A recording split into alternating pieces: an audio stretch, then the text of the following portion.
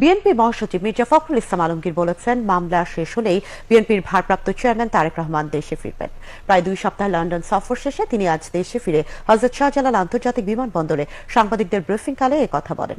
BNP মহাসচিব বলেন, ন্যূনতম সংস্কার শেষ করেই নির্বাচন চায় বিএনপি।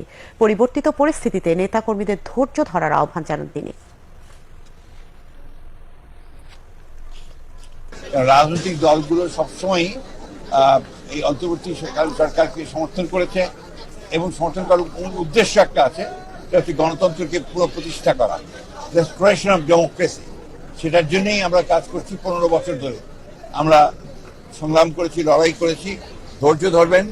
একটা বিশাল বিজয় সূচিত হয়েছে জনগণের।